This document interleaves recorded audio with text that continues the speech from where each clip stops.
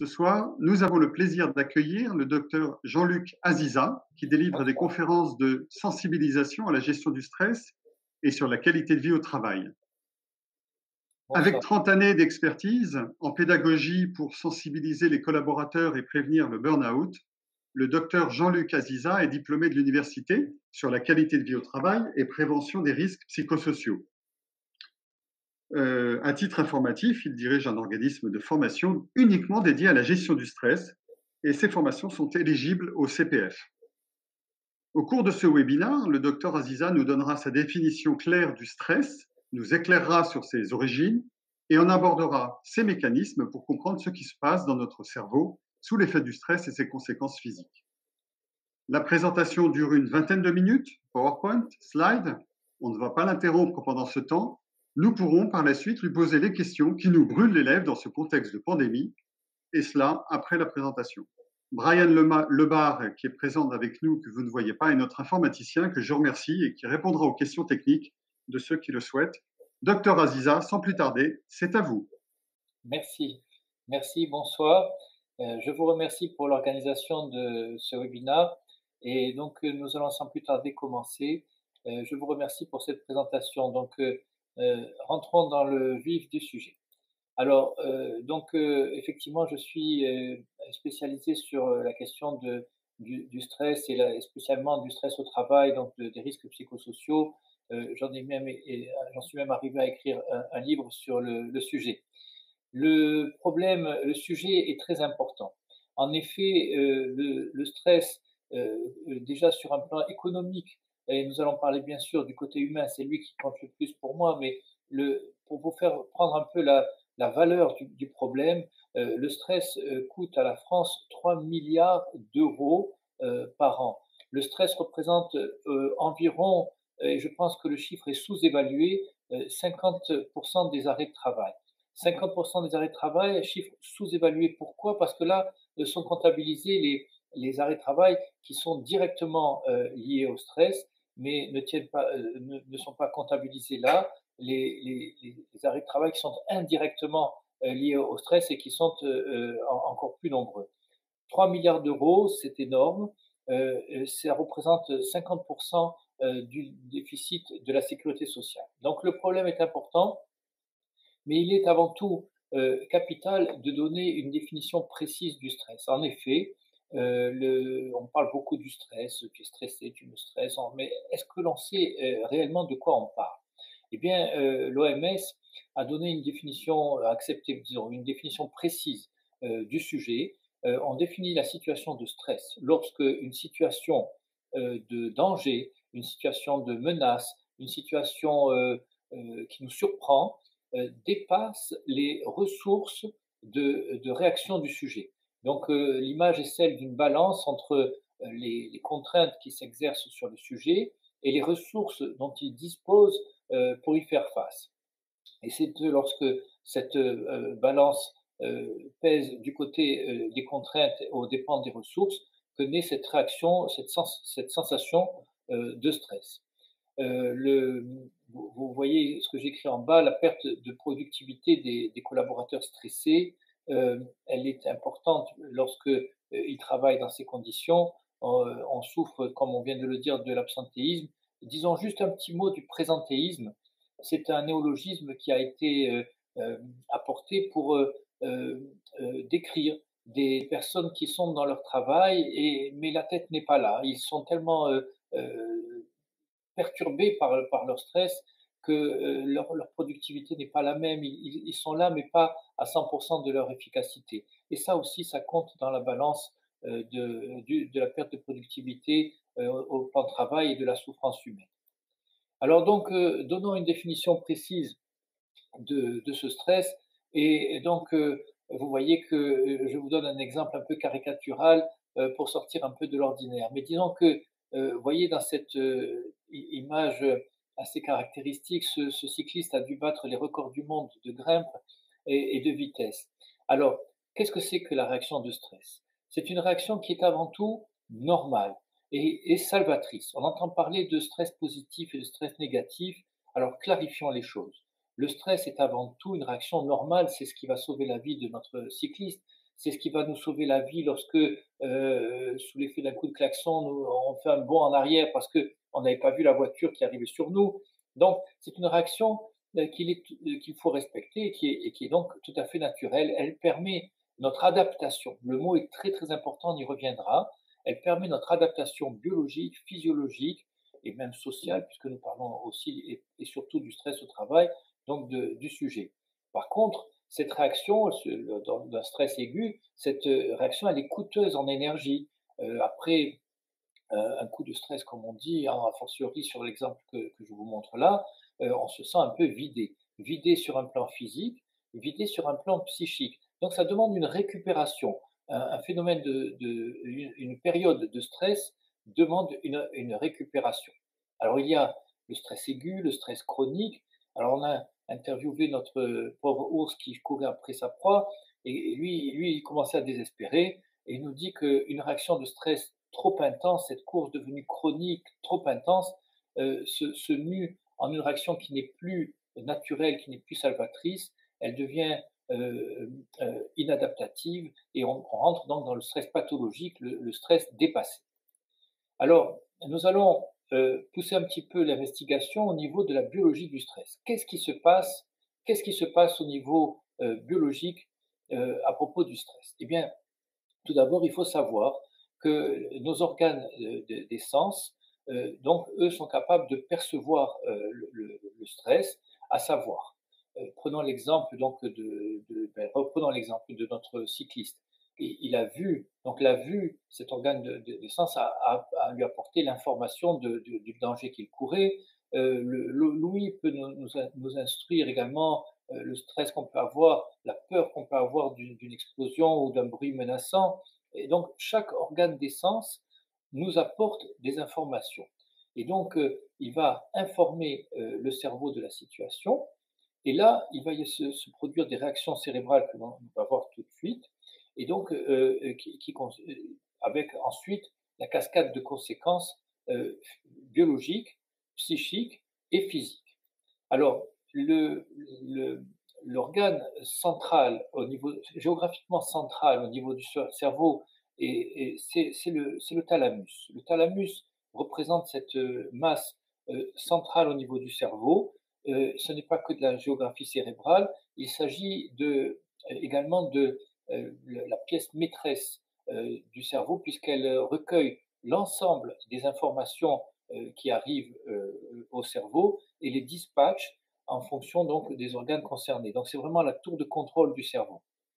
Donc en cas de réaction, en cas d'information menaçante, eh bien le thalamus qui reçoit cette information, donc reprenons notre exemple de l'information qui lui est venue par la vue, donc va informer des organes principaux qui sont responsables de la gestion du stress. C'est l'amygdale cérébrale. Alors, on parle toujours au singulier, mais on a à droite et à gauche, hein. Et donc, on parle toujours au singulier. Donc, l'amygdale cérébrale, qui est ce petit organe en forme d'amande, d'où le nom de l'amygdale, qui est spécialisé dans la gestion des émotions, la gestion du stress, la gestion des peurs. Euh, Suite à l'information de l'amygdale, l'information se transmet au niveau de l'hippocampe, qui lui garde une mémoire des événements et l'hippocampe va générer un apprentissage d'événements. C'est naturel, lorsqu'on s'est brûlé une fois, on sait très bien que on recommencera pas parce qu'on en garde la mémoire et on a appris, on a appris. Enfin, c'est le cortex préfrontal qui va être informé de cet événement stressant et lui va donner une analyse consciente à l'individu de cet événement qu'il a vécu. Alors, voyons une image un peu plus détaillée. On voit bien les deux éléments donc, du thalamus, euh, la, la, la, l'amygdale cérébrale qui est située, qui est la petite amande située juste en dessous, et le cercle que représente l'hippocampe. Le système nerveux autonome dont font partie ces structures que j'ai nommées vont ensuite faire diffuser une information au niveau donc du système orthosympathique et parasympathique, qui sont donc les éléments du système nerveux autonome qui donnent une innervation à tous les organes, tous les organes du corps et leur distribue l'énergie vitale. Qu'est-ce que ça signifie l'énergie vitale? Ça signifie que il y a une diffusion permanente par le système nerveux central d'une stimulation nerveuse à l'ensemble des organes, à l'ensemble des muscles, à l'ensemble des structures du corps. Exemple, lorsque un nerf est coupé, par exemple, imaginons un cas malheureux où une personne a un nerf coupé d'une jambe, par exemple, eh bien, on verra que la motricité, bien sûr, disparaît, mais sa sensibilité va disparaître également si les fibres sensitives ont été coupées, mais c'est également une atrophie musculaire à laquelle on va assister, donc la perte de l'énergie musculaire, on va assister à une atrophie de la peau, donc ce sont toutes ces structures qui perdent cette stimulation permanente vitale qui leur vient du système nerveux autonome. Pourquoi je vous parle de ça? C'est parce que suite à l'information et à la gestion de l'information le cerveau limbique, eh bien, il va y avoir une cascade d'informations qui va euh, euh, être transmise par le système nerveux sympathique, orthosympathique et parasympathique aux différents organes et qui vont donc avoir une attitude que l'on va détailler tout de suite. Mais j'insiste sur ce que je vous montre là parce que euh, les individus qui auront une fragilité initiale sur tel ou tel organe auront une empreinte du stress qui va s'exprimer par somatisation spécialement sur ces organes. Quelqu'un qui aura une fragilité cardiaque va pouvoir développer une pathologie cardiaque à cause donc du stress. Quelqu'un qui a une pathologie, une fragilité digestive au niveau digestif, pancréatique, etc. Alors passons. Qu'est-ce qui se passe à partir du thalamus? Il y a deux voies de réponse, deux voies de réponse par laquelle, de réponse au stress et qui se produisent, qui vont donc par voie nerveuse et par voie hormonale. Donc par la voie hormonale, suivant le thalamus, en dessous l'hypothalamus, l'hypophyse, nous allons avoir une stimulation hormonale de la cortico-surrénale, c'est ces glandes qui sont situées au-dessus des reins, et le cortex, c'est-à-dire la partie périphérique de ces glandes, sécrète le cortisol, qui est l'hormone principale du stress. Par voie nerveuse, par contre, par voie nerveuse au niveau de la moelle épinière et des nerfs, c'est une stimulation nerveuse qui va arriver au niveau de la médulo-surrénale, c'est-à-dire le milieu de la glande surrénale. Il y a sécrétion d'adrénaline. La sécrétion d'adrénaline, elle est première. Lorsqu'il y a une réaction de stress, elle est première. C'est elle qui va nous faire battre le cœur plus vite, respirer de manière plus saccadée, plus active. Les muscles vont rentrer en tension. Tout ça, c'est la réaction à l'adrénaline, qui est une réaction qui va concentrer le fonctionnement du cerveau et du cœur et du corps, pardon, vers la réaction que l'on va donner au stress. C'est ce qui permet d'avoir le bond en arrière, comme j'ai cité tout à l'heure, lorsqu'on a une stimulation. Par contre, le cortisol, elle, intervient en un second temps et elle est l'hormone principale du stress. Alors, on décrit, au sens de décrier souvent le cortisol, mais c'est une hormone qui est formidable et qui est une hormone indispensable à la vie. L'hormone, le cortisol au naturel, elle nous donne une attention qui est aiguisée, elle nous met en éveil, d'ailleurs, c'est pas pour rien qu'on a une synthèse du cortisol qui est maximale à 8 heures du matin, puis qui décroît tout au long de la journée, remplacée en soirée par une sécrétion de mélatonine qui, elle, prend le relais pour avoir un sommeil réparateur. Donc le cortisol, c'est l'hormone de la journée, l'hormone de l'action. La tension est augmentée, la glycémie est augmentée, on a une diminution de la sensibilité à la douleur parce que quand on est en phase de stress, on n'a pas le temps d'avoir mal, il faut agir. Et vous réalisez souvent qu'on a une réaction du corps avant même d'avoir ressenti la douleur. Il y a une diminution de la sérotonine, ce qui, lorsque c'est prolongé, on le verra, a un effet délétère, et une immunodépression parce que le cortisol focalise les réactions de l'organisme sur l'action. réaction donc au facteur stress. Alors, cette physiologie du stress, je l'ai cité, on la revoit très vite. Donc, c'est la fréquence cardiaque qui va être augmentée, la vasodilatation dans le cœur, les poumons, le cerveau et les muscles, c'est-à-dire concentré sur les organes qui vont gérer l'effort de réponse au stress.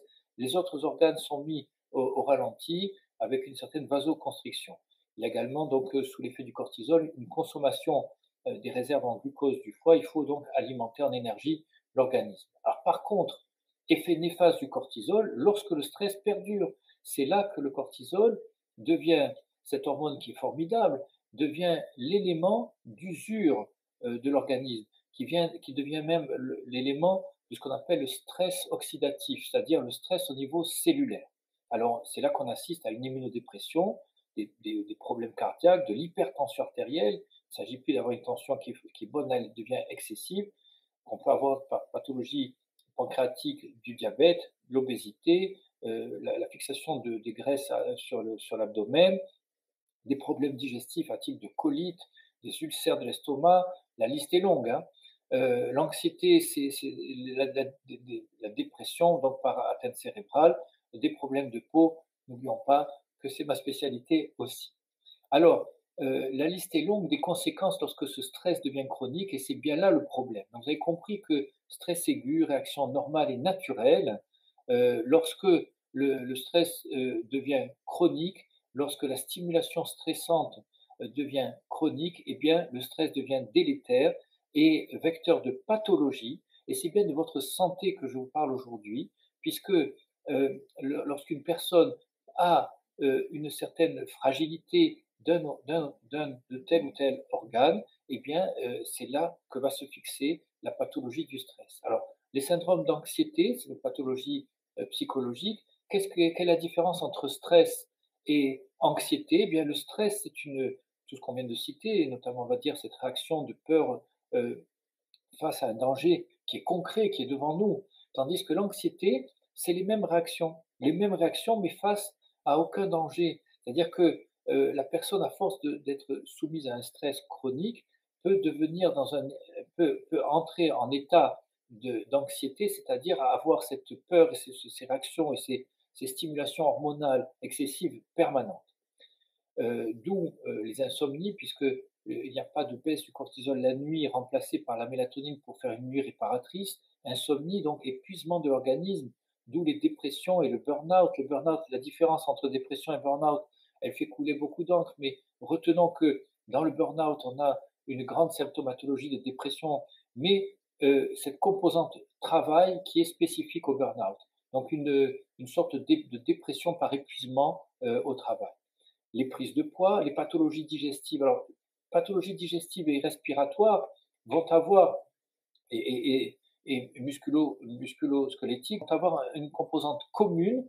Il faut retenir que le stress donne des spasmes, donne des contractures musculaires.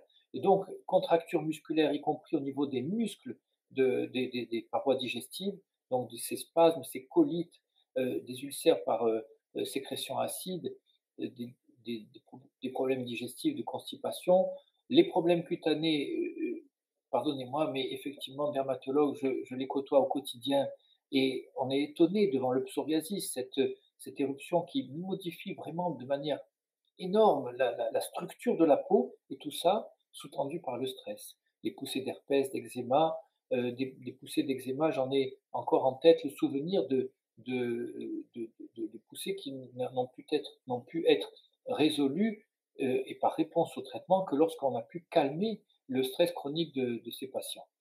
Les douleurs chroniques, que ce soit au niveau musculo-squelettique, au niveau du ventre, tout ça par effet de spasme.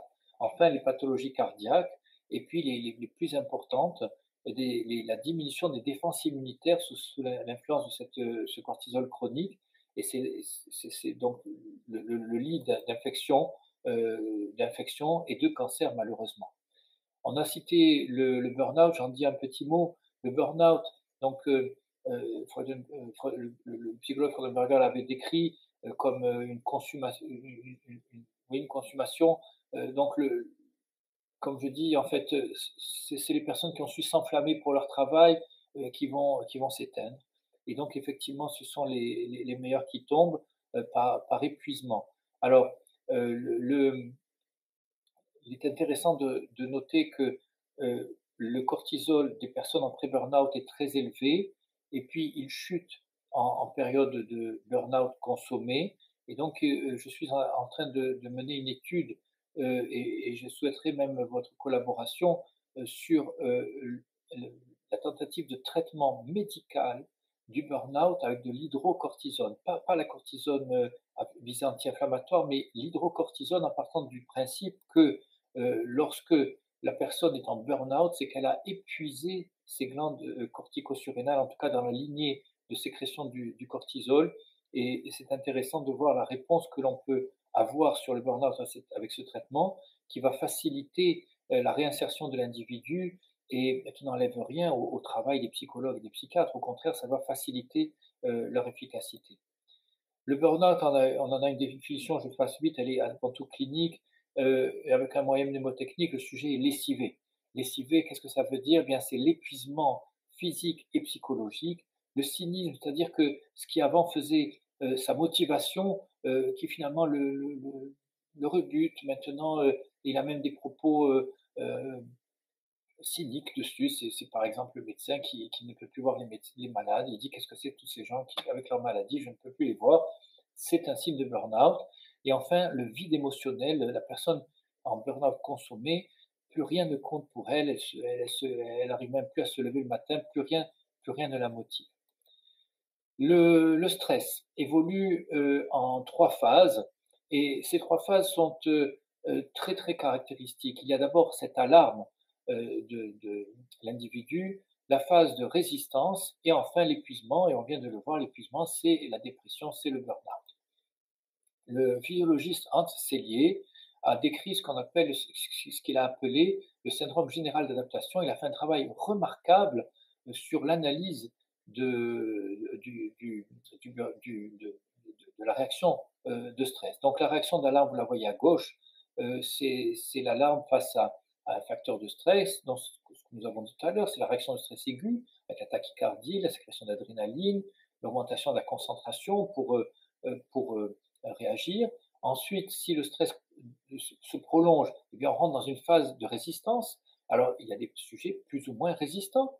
Donc, vous allez avoir des personnes qui sont très résistantes, d'autres moins, mais plus on tire sur la corde, elle arrive à casser. Donc, même les plus résistants, euh, s'ils restent dans ce contexte, vont arriver à la phase d'épuisement. Donc, c'est tout ce que nous venons de citer, c'est-à-dire la baisse des défenses immunitaires, cette fatigue énorme, les insomnies, le manque d'appétit, les troubles musculo-squelettiques, les troubles cardiovasculaires, les troubles psychologiques, un type d'irritabilité, bref, ce qui détruit l'individu. Le docteur Henri Laborit a fait lui-même un travail remarquable. Je prends une minute pour vous le citer. C'est une étude sur des rats de laboratoire avec en haut à gauche un seul rat dans une cage qui est cloisonnée. Une moitié de la cage donne par le plancher des stimulations électriques. Le rat s'enfuit dans le deuxième compartiment qui, lui, est à l'abri, donc le met à l'abri des stimulations électriques. C'est la réaction de la fuite. Deuxième expérience, deux rats dans une cage. On envoie des stimulations électriques dans le plancher. Ces deux rats qui, je vous assure, ne se connaissaient pas avant, hein, se mettent à se battre. Les rats se mettent à se battre sans aucune raison, si ce n'est cette excitation qu'ils reçoivent par le plancher. Chose étonnante qu'a remarqué docteur Laborit, c'est que ces rats qui se battent, cette réaction de bataille les met à l'abri de réactions délétères sur leur organisme par le stress. Troisième expérience, un rat seul dans cette cage avec stimulation électrique, c'est le rat de droite. Euh, des stimulations électriques, il n'a pas de possibilité de fuite, il n'a qu'à subir et on voit dans lequel état il dépérit. Et ce rat va finir par mourir, par avoir des hémorragies digestives, des problèmes d'arrêt cardiaque par ce stress. Donc, le docteur Laborit a décrit ces 3 réactions qui sont, les 3 seules réactions que l'on peut avoir au stress. C'est-à-dire s'enfuir. Face à une réaction de stress, on peut s'enfuir. S'enfuir, il le décrit lui-même dans son livre, heu, il fait l'éloge de la fuite, c'est-à-dire que cette fuite, ça peut être une fuite physique, ça peut être une fuite aussi dans l'imaginaire, lorsque la fuite physique n'est pas possible. Donc, lorsqu'on est dans un contexte de stress chronique, chez soi ou au travail, on peut choisir par exemple de changer de travail, c'est la fuite. On peut aussi choisir de, de, de se changer les idées, c'est la fuite donc dans l'imaginaire. Se battre, se battre face à une réaction, une agression par exemple, si on sent qu'on a du répondant pour se battre. Se battre, ça peut être aussi se défendre face à une injustice que l'on subit dans tel ou tel contexte. Subir, c'est malheureusement l'absence de réaction et on voit dans quel état ça nous met. Le psychologue Karasek a fait un travail lui-même formidable sur la schématisation de la réaction au stress. Donc le schéma de Karasek, il est là, présent sur le slide. Et donc il y a à l'horizontale la demande que l'on fait, la demande de la pression, on va dire, psychologique que l'on fait sur cette personne qui va de faible à élevé. Le contrôle, donc à la verticale, ce contrôle, ça veut dire la latitude décisionnelle qu'il a, lui, sur l'organisation de sa vie ou de son travail. Et en profondeur, on a le soutien. Le soutien, ça peut être le soutien psychologique, l'entourage, ça peut être également euh, la récompense, la prime, l'argent, le gain qu'il a à faire ce travail. Et donc on voit qu'on peut avoir une demande très élevée, donc le curseur horizontal vers la droite, pourvu que la latitude décisionnelle, le contrôle que la personne a sur sa situation lui appartienne et qu'il a un soutien élevé, eh bien, on reste dans un travail qui est sain et dans une vie qui n'apporte pas de préjudice, bien que l'on soit dans une demande et une pression psychologique forte. À l'inverse, eh bien, on arrive au danger du travail qui mène à une pathologie et donc stress chronique, voire burn-out. Alors, le maître mot de la gestion du stress, c'est de savoir s'adapter. On a vu, et je vais terminer avec ça, que il y a une adaptation hormonale, neurologique, psychologique qui se fait à la situation de stress, et c'est ce qui va nous permettre d'avoir la bonne attitude. Alors, savoir s'adapter en repoussant ses limites, c'est vrai, d'accord, mais on ne peut pas non plus faire trop longtemps le grand écart entre les demandes, la pression que l'on subit, que ce soit au travail ou dans notre vie personnelle, faire ce grand écart entre cette pression, ces demandes et les ressources dont on dispose pour réagir. Donc, tout bonnement, le fonctionnement humain et faire attention à notre santé. Juste un mot, c'est exceptionnel que ce soit le travail qui soit en cause, c'est plutôt les conditions de travail et donc d'où l'importance de l'adaptation. En tout cas, ce webinaire pour vous préciser que la vie est précieuse, on n'en a qu'une. On n'en a qu'une, elle est précieuse. Alors, il faut la chérir, il faut faire attention à sa santé. Je vous remercie. Et maintenant, je pense que je vais faire place à vos questions. Merci, docteur Aziza, c'était passionnant. On a une petite question qui nous est venue récemment, de savoir si vous pourriez nous éclairer sur l'expression « on est fait comme des rats ». Est-ce que vous pensez que ça peut avoir un lien avec… Alors, moi, j'aime beaucoup l'humour. Il faudrait demander au docteur Laborit qui a beaucoup travaillé là-dessus. Mais je crois que j'ai été assez éloquent sur ses expériences. En effet, comme des rats, ben, ça voudrait dire comme le pauvre rat de droite, là, vous savez, qui est là à subir. Sans échappatoire. Voilà, sans possibilité de s'échapper. On pourrait se poser la question de quels sont les déclencheurs du stress?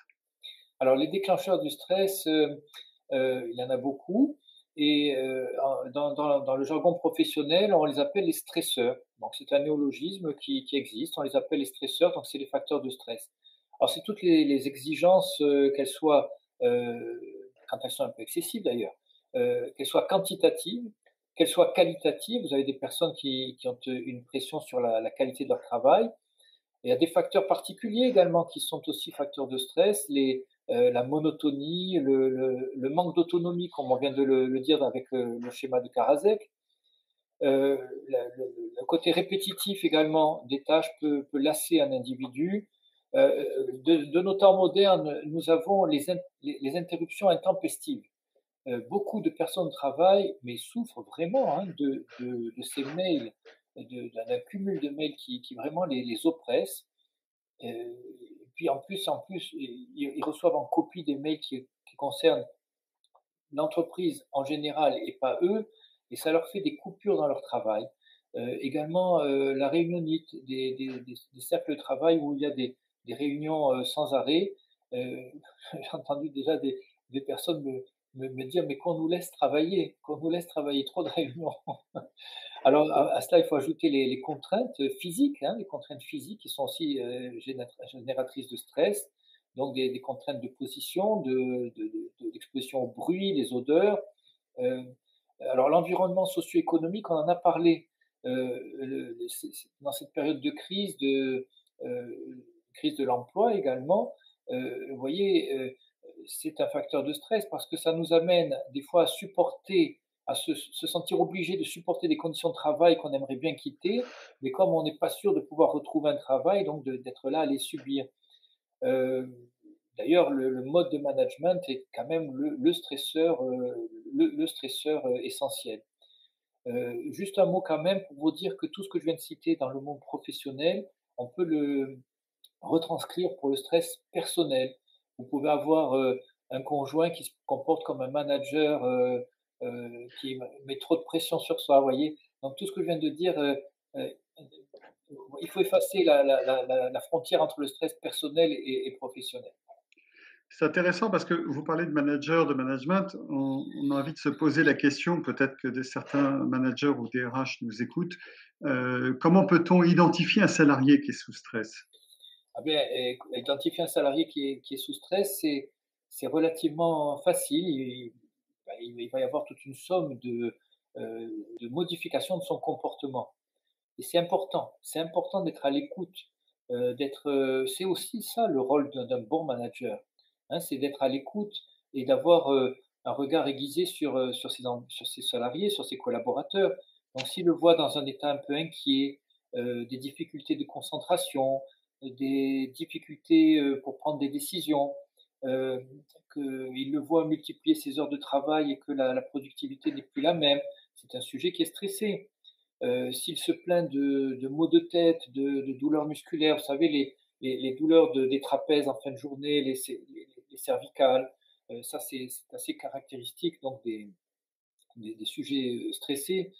Alors après, il faut rentrer un peu dans l'intimité du sujet, mais le manager peut être à l'écoute aussi s'il il lui signale ou alors si on voit sur ses cernes qu'il a des troubles du sommeil, on voit sur lui son état de fatigue et donc du coup la baisse de performance. On peut voir également, et ça c'est une conséquence déjà aggravée, en conséquence aggravée du stress, euh, l'abus d'alcool, de tabac, de café, malheureusement aussi de drogue. On voit dans certains milieux donc des cadres notamment qui se shootent, si je puis dire, pour tenir, comme ils disent, hein, c'est-à-dire font appel à des stupéfiants ils ont l'impression de tenir comme ça. Voilà. Donc également, on a, donc je citais cet état inquiet qui peut amener un repli, par contre, de l'individu qui ne parle plus à personne. On voit qu'il n'est plus le même. Vous parliez de productivité, de performance. Il me vient une question immédiate, c'est est-ce que les objectifs commerciaux trop élevés, comme c'est souvent le cas, est-ce qu'ils sont susceptibles de favoriser le stress? Alors, bien sûr que oui, bien sûr que oui. Maintenant, il faut savoir une chose, c'est que mener une action sur la gestion du stress, la prévention du burn-out, se fait au profit de l'humain, c'est ma priorité, mais se fait également au bénéfice de l'entreprise. Parce qu'il est bien évident que des employés, des collaborateurs qui sont décontractés, qui sont bien détendus, sont au fait de leurs capacités et auront une productivité qui sera meilleure. Alors, pour répondre directement quand même à votre question, elle fait évoquer vous savez, l'image de l'âne qui marche après sa carotte. Vous savez, la carotte qu'il arrivera jamais à atteindre. Vous connaissez l'image de ce cocher qui mène l'âne avec la carotte au bout du bâton qu'il il arrivera jamais à atteindre. Euh, Moi, j'ai des exemples mais dramatiques de personnes qui ont été brimées par leur manager qui leur met des, des, euh, des projets qui sont bien au-dessus de leur capacité. Ils le savent dès le départ et après donc, on leur refuse des primes, on leur dit qu'ils ne sont pas à la hauteur, vous voyez, et ça les descend au lieu d'avoir optimisé leur capacité de travail. Alors à ce titre, deux exemples rapides. Vous savez qu'il y a déjà plusieurs années qu'en Suède, à Göteborg, en Suède, l'usine Toyota est suivie par la mairie de Göteborg ont fait l'expérience de faire travailler leurs employés 6 heures au lieu de 8 heures, mais payés 8 heures. Vous connaissiez cette expérience et ils ont majoré leur productivité euh, comme de manière extraordinaire. Notamment, Toyota a majoré sa productivité de 25%. Alors, Oui, c'est on a un exemple tout récent là, du PDG de Gravity Payments. C'est un service de paiement à distance qui a diminué son salaire de PDG pour pouvoir augmenter ses employés et leur mettre donc ce soutien. Vous voyez, je vous rappelez dans le schéma de Karasek, je parlais du soutien qui peut être un soutien donc, financier. Et donc, ça fait progresser de manière exponentielle la productivité de son entreprise. J'avais deux questions qui sont venues par nos auditeurs. On a la première qui est quel conseil pour permettre aux personnes qui télétravaillent et débordent largement les horaires habituels, craignant le jugement de leur employeur? Ça ramène un petit peu sur une question que je vous avais préparée sur le management à distance. Est-ce que finalement, en période de stress, en période de crise sanitaire, comment est-ce qu'on peut le juguler? Si vous voulez peut-être répondre Très aux deux bien. en même temps. Oui, oui, oui, la question est importante parce elle est d'une actualité brûlante, n'est-ce pas? Beaucoup de personnes travaillent en télétravail à l'heure actuelle et ça amène un facteur de stress parce qu'il y a une perte des repères. Une perte des repères, d'habitude, on va au travail, on a ses horaires de travail et puis on rentre à la maison et la maison est séparée du travail. Alors là, il y a une confusion, il y a un mélange de vie privée, de vie professionnelle et c'est pesant et ça nous enlève également les rapports sociaux que l'on a au travail. Les rapports sociaux, ben, c'est le bonjour, c'est la petite conversation qu'on a autour du café, c'est ces éléments qui font partie de la qualité de vie. Alors, il est important de trouver un juste milieu et beaucoup d'entreprises se dirigent à l'heure actuelle sur un, un juste milieu, à savoir deux jours, 1 ou 2 jours sur site et le reste en télétravail. Maintenant, pour répondre directement à la question que vous m'avez posée, il faut savoir aussi mettre une discipline dans ce télétravail. Regardez, on a vu des managers s'en prendre à leurs collaborateurs en télétravail parce que leur enfant faisait trop de bruit. C'est un abus. La personne travaille à son domicile. Comment peut-on faire une réflexion pareille? J'ai vu, et j'en ai des exemples que je cite qui est concret, de réunions à 8h30 du matin et la dernière réunion de la journée, ce qui se fait à 18h30 pour être sûr de ficeler les collaborateurs. Donc, euh, à ce moment-là, vous voyez que quand je vous disais que le management est la pièce maîtresse donc, génératrice de stress, alors si un collaborateur et la personne en l'occurrence qui me pose la question est soumise à ce type de problème, il faut mettre carte sur table, il faut une discussion claire et nette. Il faut assainir la situation en précisant bien en rappelant bien que on est à la fois au travail et à la maison et qu'on a une vie. Il y a une question qui est très intéressante. Là, il y a toutes les questions qui sont en train d'arriver en même temps, ce qui fait très plaisir. J'espère que vous aurez le temps d'y répondre, docteur. Est-ce que l'on constate un abaissement de l'âge des gens stressés? Euh, Il n'y a pas d'âge pour le stress. Il n'y a pas d'âge pour le stress. Vous voyez? Moi, de mon expérience, j'ai déjà soigné, pris en charge, pardon, des enfants stressés, des adolescents stressés, et bien sûr des adultes. Donc pour vous dire que, bien sûr que les enfants et les adolescents que j'ai eu l'occasion de prendre en charge, c'était pas dans leur cadre de travail, hein, et c'était même pas dans le cadre de l'école. C'était du stress, familial et jusqu'à avoir une pathologie comme un diabète de type 1, donc insulinodépendant, vous voyez? Donc la conséquence, qui peut être tellement grave, du stress. Hem nous menons une vie un petit peu à 100 à l'heure, et il y a beaucoup de facteurs de stress, ne serait-ce que, parce que ce que je vous disais tout à l'heure, ces interruptions permanentes, intempestives du travail. Je pense qu'on a moins de sérénité aujourd'hui et qu'effectivement les jeunes, peuvent ressentir plus de stress, que les personnes plus âgées qui auront peut-être plus de maturité, plus, l'aplomb aussi pour, répondre à leur manager, pour, avec tout en restant, courtois, mais arriver à poser des distances. J'ai une question qui est assez particulière et qui touche quelqu'un qui vous écoute. C'est quand même c'est une responsable RH. Elle connaît bien les risques psychosociaux. Il lui a été difficile de constater son burn-out et encore plus de l'accepter.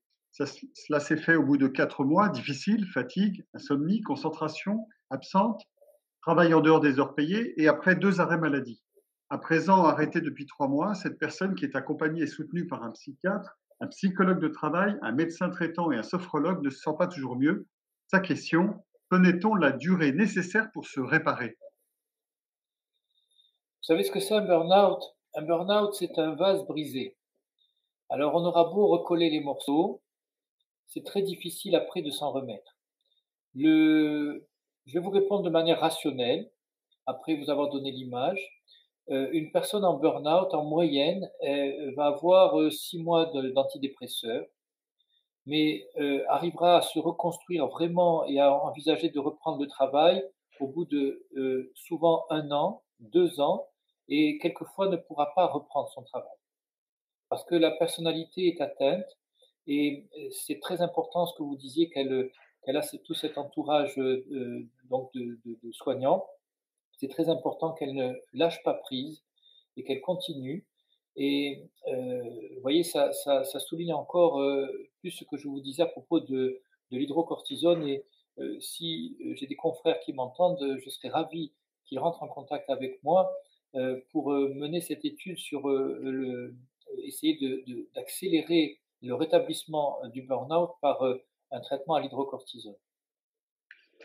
En fait, merci pour elle en tout cas. En fait, de performance, d'objectifs, de production, on a vu que ça pouvait générer du stress.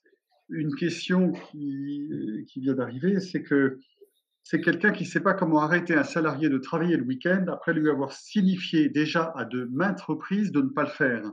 Qu'est-ce que vous donneriez comme conseil à ce manager qui cherche peut-être que la personne est sous stress et quel est votre avis là-dessus? Alors, j'apprécie beaucoup votre question parce qu'en fait, elle, me permet de vous dire qu'une personne qui prépare un burn-out, donc une personne en stress chronique, qui va rentrer, tôt ou tard en phase d'épuisement, donc l'épuisement, c'est le burn-out, heu, est marquée par un déni. Voilà, le déni de sa situation, le déni de sa dégringolade, et donc, il est important, que le manager, le premier conseil que je puisse lui donner, et il est important que le manager, fasse consulter, auprès du médecin du travail, en premier lieu auprès de son médecin, ce collaborateur qui se démène, jusqu'à prendre, du travail le week-end. Je crains pour lui je crains qu'ils soient en pré-burn-out. Et donc, n'oubliez pas cette notion de déni, elle est, elle est très importante parce que souvent, elle empêche d'avoir une action thérapeutique précoce. Vous voyez la difficulté de cette personne qui vous dit qu'il voudrait interrompre son travail et il ne sait pas comment s'y prendre. Il faut une intervention thérapeutique médicale. Ben justement, par rapport à ça, on a envie de vous poser la question suivante, c'est quelles sont les obligations légales de sécurité qui incombent à l'employeur concernant le code du travail lié au stress? Eh bien, effectivement, le code du travail a légiféré donc sur l'obligation légale de l'employeur par rapport à la santé morale et physique de ses employés. L'article du code du travail, c'est le L 41-21-1. C'est donc qui donne, tenez-vous bien, une obligation à l'employeur de moyens et de résultats. C'est une obligation qui est très forte, une obligation de moyens et de résultats. Donc, à l'inverse, l'employeur peut être considéré comme non-assistance à personne en danger. Et donc, ça oblige l'entreprise, théoriquement, parce que je trouve trop souvent, moi, des pis-aller dans l'entreprise, plutôt mise en place de petites choses qui sont plus là pour les dédouaner de cet article du Code du travail que réellement dans une logique d'agir de manière concrète contre le stress au travail. Et il faut, il faut donc mettre en place une prévention, une organisation du travail et des moyens adaptés, une formation également pour les managers en priorité pour prévenir ces risques. Mais finalement, vous êtes manager, vous identifiez quelqu'un, comme vous l'avez dit précisément, qui est stressé au travail. Qu'est-ce qu'on peut faire lorsqu'on l'a identifié? On l'envoie chez le médecin? Alors, si la personne est diagnostiquée suffisamment tôt dans son stress chronique, c'est ce que je viens de dire, c'est-à-dire que oui, on peut le montrer mais avant ça, au médecin du travail, mais avant ça, il faut une bonne discussion avec son manager et on pourra le diriger vers une formation. Il pourra bénéficier d'une formation qui va lui apprendre à gérer son travail, à gérer son temps, à gérer son stress. Et ça, c'est de la vraie prévention et c'est comme ça qu'on fait du bon travail. Le- Une autre question peut-être, c'est que quel conseil vous donneriez finalement à son manager pour mieux l'accompagner? Vous y avez peut-être parlé en partie, mais la question a été posée. Vous y avez peut-être répondu. Oui, alors je vais vous citer un exemple. Moi, j'ai un ami qui a été chef d'entreprise. Alors, je discutais avec lui, il me dit: «Ah, tu sais, moi, le stress au travail, c'était réglé en 2 minutes. Vous voulez les 2 minutes, là, je vous donne? Hein, je vous donne l'exemple?» Oui, oui, oh, bah, allez-y, vous avez. Alors, il me dit: «Voilà, si je repère un collaborateur qui est stressé, je le convoque dans mon bureau. D'abord, je vais le faire parler, je vais le valoriser son travail, je lui donne une augmentation et donc ensuite je le laisse retourner à son poste de travail. Après, je convoque son manager et les collaborateurs qui l'entourent et je leur dis qu'il faut faire attention à lui et le valoriser et le ménager et il me dit: «Comme ça, j'ai réglé le stress en 2 minutes». Alors, c'est caricatural ce que je vous dis, mais qu'est-ce que c'est vrai? Mais qu'est-ce que c'est vrai? Vous voyez, il a tout compris ce chef d'entreprise. Comme, le manager, il faut qu'il ouvre, le dialogue avec son employé. Il faut qu'il ait des mots qui vont le valoriser, qui vont lui permettre de retrouver sa dignité, retrouver sa confiance en lui, lui faire prendre conscience de sa valeur et de ses valeurs. Et donc, c'est ça le soutien social. Et c'est également une possible augmentation qui va aussi apporter un soutien par cette prime. Et donc, voilà comment peut agir un collaborateur de manière radicale par rapport à quelqu'un qui voit commencer, hein, je parle là quand quelqu'un n'est pas trop atteint par le stress chronique. On n'a plus de questions. Moi, j'en ai une qui me brûle les lèvres, sans rentrer dans l'aspect politique. Est-ce que vous pensez que l'ancien Premier ministre Édouard Philippe, a une barbe blanche uniquement liée au stress? Alors, est-ce que j'ai le droit de poser un diagnostic comme ça devant tout le monde? Ah, je ne Hein? sais pas, je me permettrai pas de Non? Bon, alors écoutez, je vais pas répondre pour, je vais répondre pas pour l'ancien Premier ministre, mais je vais dire d'une manière générale que le vitiligo, qui peut atteindre effectivement, la peau, qui peut atteindre la barbe, donner des poils, blancs, qui peut atteindre le cuir chevelu, donner des mèches blanches. Ce vitiligo, c'est la destruction par, les globules blancs, donc par des lymphocytes, des mélanocytes qui sont les cellules qui produisent le pigment naturel, la mélanine, donc le pigment naturel de la peau et des poils ou des cheveux. Et cette maladie, donc une maladie auto-immune, et donc tout à fait, on l'a vu tout à l'heure, qu'il y a des perturbations immunitaires qui peuvent être sévères, donc liées au stress. On a même, j'élargis le débat, on a même par perturbation immunitaire des cancers qui sont, et c'est documenté, c'est prouvé aujourd'hui, liés aux facteurs de stress par baisse de l'immunité.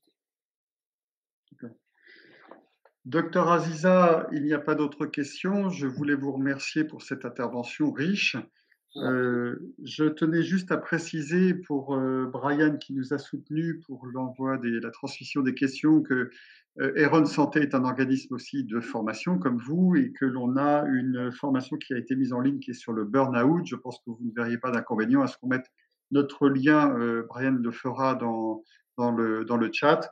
Mais je voulais juste vous dire qu'aujourd'hui, on travaillait de plus en plus, les jeunes avec Trello, avec Slack, avec les mails et autres, et de plus en plus d'opportunités d'être dérangés sur la vie personnelle par la vie professionnelle et que c'est, je vous le confirme, certainement une grande source de stress pour beaucoup. Oui, oui, absolument, absolument. Voilà. Donc, la présentation sera mise en ligne, elle vous sera communiquée. Les personnes qui l'ont suivie pourront aller sur votre site également pour en avoir la quintessence. Donc, il ne me reste plus qu'à vous remercier pour ce moment, même s'il y a 7 minutes d'avance. Est-ce que vous avez quelque chose à rajouter, docteur? Bien écoutez, moi non, je vous ai dit l'essentiel, l'essentiel de ma présentation qui était plutôt axée sur, la compréhension de ce qui se passe, au niveau de notre cerveau, en période de stress. Sur la gestion du stress, il y a encore bien plus à dire, bon, mais je trouve que c'est assez particulier et assez important de comprendre, même si on n'a pas forcément tout retenu, même quand je ne m'adresse pas à un public, médical ou paramédical, je même si je passe plus rapidement, j'aime cette page de la gestion du stress parce que personne n'a envie d'abîmer son cerveau. On comprend au moins que quand on est stressé, on s'abîme et personne n'a envie d'abîmer son cerveau. Alors, encore une fois, donc on n'a qu'une santé. On peut avoir plusieurs travail, pardon, on peut avoir plusieurs emplois, mais on n'a qu'une santé, il faut la chérir. Vous m'aviez dit que vous aviez écrit un ouvrage, je ne l'ai pas mentionné, je vous prie de m'en excuser. Est-ce que vous pouvez éventuellement nous en donner le titre? Eh ben, c'est l'ouvrage, c'est vaincre son stress. C'était vaincre son stress. On va le trouver. Attends, si j'arrive à baisser le Et la collection, l'éditeur? Éric Bonnier. Éric Bonnier, Vaincre son stress d'Éric Bonnier, un ouvrage que je vous recommande. Et je remercie le docteur Aziza pour son intervention. Et je vous dis à tous à très bientôt pour un prochain webinaire. Merci docteur Merci. Bonne et soirée. à très bientôt hors ligne. Merci. Au revoir. Au revoir à tous.